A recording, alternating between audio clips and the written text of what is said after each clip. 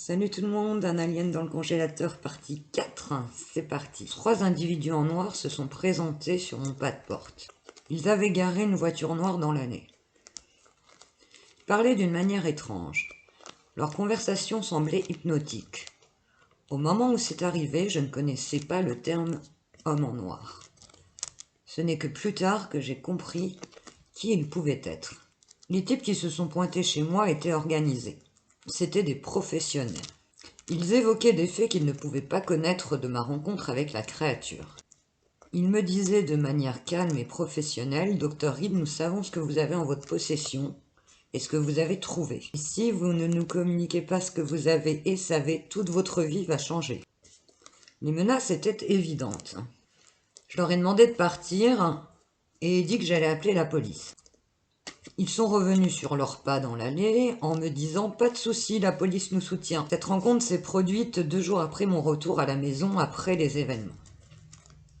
J'avais peur et j'étais perturbée et déçue du système américain. À cet instant, je n'espérais plus rien et me sentais seule. Gary et moi avons décidé de dispatcher les preuves en notre possession au peu de personnes fiables que nous connaissions. Tout pouvait arriver à présent, nous n'étions pas tranquilles. Le lendemain, nous avions rendez-vous avec un ami médecin chez moi. Il ne s'est jamais pointé. Je l'ai relancé par téléphone, il m'a dit « Je ne peux pas le faire et je ne souhaite pas être impliqué ». J'ai appris par la suite que, comme d'autres personnes m'entourant, il avait été menacé. Je suis allée au garage pour voir Freddy, le nom qu'on avait décidé avec Gary de donner à la créature.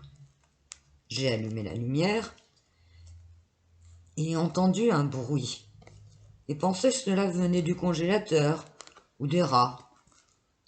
J'ai ouvert le couvercle et ai vu cette chose en jaillir et crier après moi.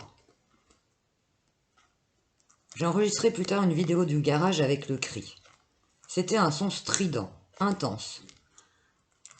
À ce moment-là, j'ai eu très peur. J'ai laissé les choses sur place et ai pris la fuite. J'ai appelé Gary lui disant que j'avais un souci majeur. Je lui ai dit de se pointer en urgence. Il a constaté par lui-même et il a pris la fuite également quand il a vu Freddy. Le congélateur avait dû sûrement le préserver d'une mort inévitable. Après coup, en regardant les vidéos, je me suis rendu compte que cette chose respirait et était alors inconsciente. Sur les cassettes, on la voyait battre des yeux et bouger légèrement ses muscles faciaux quand je ne la regardais pas. Je ne l'avais pas constaté par moi-même. C'est d'autres personnes qui me l'ont fait remarquer en regardant les vidéos avec moi. Quand on a retrouvé avec Gary le courage de revenir chez moi, après nous être enfuis, la porte du garage était fermée bizarrement. J'ai réouvert le congélateur, Freddy était toujours là. Cette fois-ci, il m'a regardé mais sans crier. J'entendis alors un bruit similaire à un bruit d'oiseau ou de dauphin, quelque chose comme ça. Après un temps d'adaptation, j'allais tous les jours au garage pour lui parler. Il était devenu comme un membre de ma famille à part entière. Il ne me criait plus après. Et en lui parlant, je souhaitais me rassurer, le rassurer, lui demandant de se calmer, de me pardonner, que je n'allais pas l'attaquer de nouveau. Ce n'était plus à présent de la viande morte, mais un être vivant devant moi. C'était différent. Il semblait aimer sa nouvelle maison en la présence du freezer. Je le laissais se déplacer librement et partir s'il le souhaitait. Je ne fermais plus le congélateur.